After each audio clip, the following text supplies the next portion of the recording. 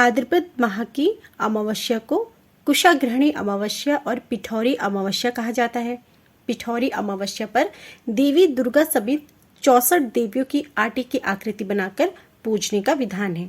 पिठौरी में पीठ शब्द का अर्थ आटा होता है, जिसके कारण ही इसे पिठौरी अमावस्या भी कहते हैं। तो आज की इस वीडियो में पिठौरी अमावस्या की व्रत कथा सुनिएगा।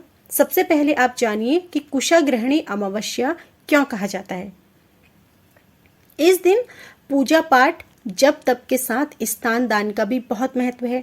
मान्यता है कि इस दिन व्रत और अन्य पूजन कार्य करने से पितरों की आत्मा को शांति प्राप्त होती है। शास्त्रों के अनुसार अमावस्या तिथि के स्वामी पितृदेव होते हैं, इसलिए इस दिन पितरों की तृप्ति के लिए तर्पण और दान पुण्य का महत्व होता है। धार्मिक दृष्टि से इस अमावस्या को कुशाग्रहण करने एवं पूजा में कुश के प्रयोग का भी विशेष महत्व है।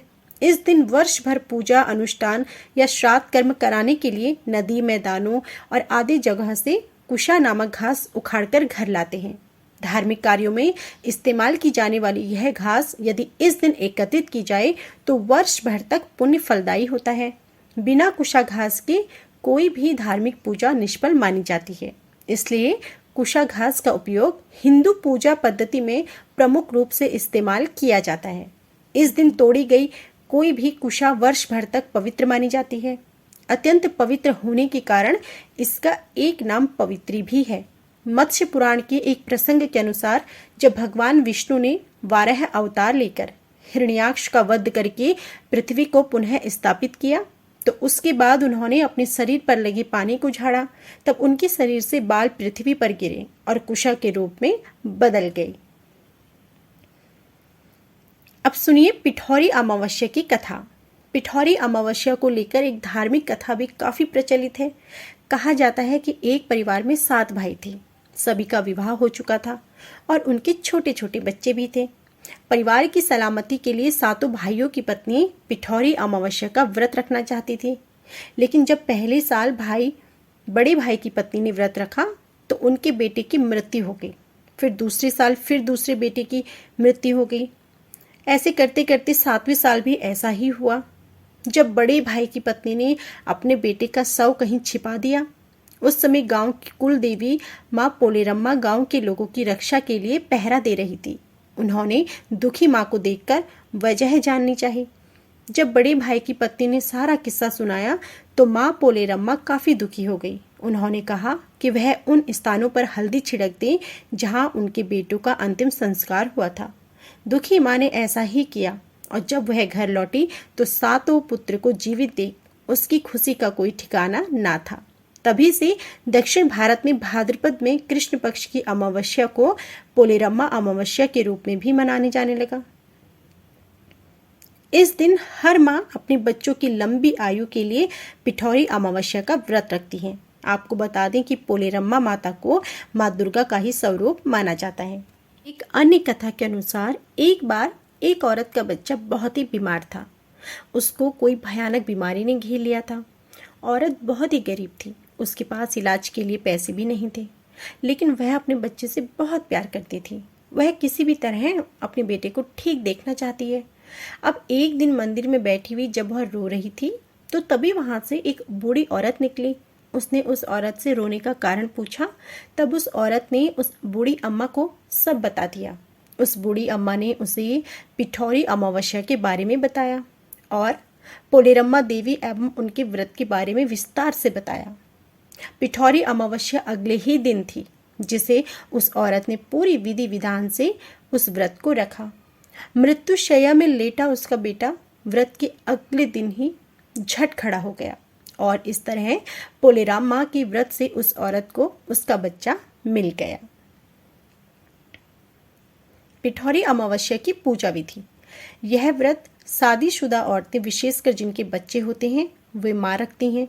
व्रत के दिन सुबह जल्दी उठकर पवित्र नदी में स्नान किया जाता है। फिर सूर्य देव को जल चढ़ाया जाता है। रोज की तरह उनकी पूजा की जाती है। अमावस्या को पितरों का दिन कहा जाता है, इसलिए इस दिन पिंडदान एवं तर्पण करें। अमावस्या को पितरों का दिन कहा जाता है, इस दिन पिंडदान और तर्पण करें।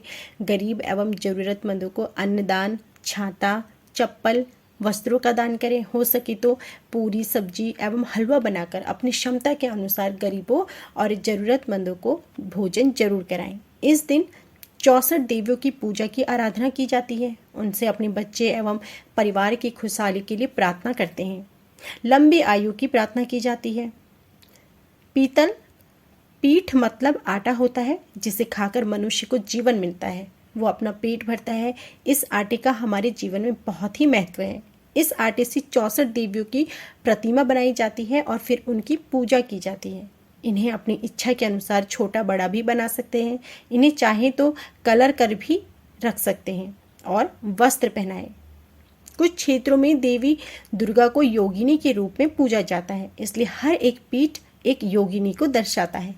इस तरह 64 योगिनी हैं जिनकी पूजा की जाती है। इन सभी 64 देवी की प्रतिमाओं को एक साथ एक जगह पर किसी चौकी या पाटी पर रखा जाए। जेवर पहनाने के लिए बेसन को गूंथकर आटा तैयार कर लें। अब इससे गले का, मांग टीका, चूड़ी, कान के बाले बनाकर देवी को पहनाएं। फूलों से पूजा वाले स्थान को सजाएं। देवियों की प्रतिमा के ऊपर फूलों का छत्र बनाएं। पूजा में प्रसाद के लिए पकवान बनाए जाते हैं। पूरम पोली, शक्कर पारे, गुड़ के पारे, मठरी बनाई जाती है। कई लोग अपने घर में अलग से पूजा नहीं करते हैं तो मोहल्ले में एक जगह इकट्ठा होकर भी आप पूजा कर सकते हैं। शाम के समय इसकी पूजा की जाती है। देवी की प्रतिमा को सुहाग का सामान चढ़ाया जाता है। साड़ी, ब्लाउज वगैरह पूरा सामान अर्पित किया जाता है। पूरी विधि विधान से पूजा करने के बाद आरती करते हैं और फिर ब्राह्मणों को सबसे पहले प्रसाद के रूप में पकवान देते हैं। अपने से बड़ों को पकवान देकर उनके पैर छूकर इस दिन आशीर्वाद जरूर लें। पिठौरी अमावस्या के दिन आटा गूंद करके माँ दुर्गा सहित 64 देवियों की आटे से मूर्ति बनाएं।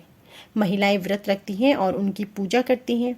आज के दिन आटे से बनी देवियों की पूजा होती है, इसलिए इसे पिठौरी अमावस्या कहते हैं। इसके अलावा अमावस्या के दिन नदी स्नान और दान का महत्व है। स्नान के बाद पितरों की तृप्ति के लिए पिंडदान, तर्पण आदि कर्मकांड किए जाते हैं। अपने पितर जब खुश होते हैं तो व्यक्ति का परिवार भी खुशहाल होता है, जीवन में तरक्की होती है और वंश की वृद्धि होती है। तो इसलिए जितना हो सके आज के दिन आप अपनी क्षमता के अनुसार दान जरूर करें, जिससे पितरों का आशीर्वाद सदा बना रहे। तो यह थी संपूर्ण पिठौरी अमावस्या की व्रत कथा, व्रत विधि और महत्व। उम्मीद है कि आपको हमारी यह वीडियो जरूर पसंद आएगी। वीडियो पसंद आई हो तो प्लीज़ वीडियो को लाइक करना ना भूलें।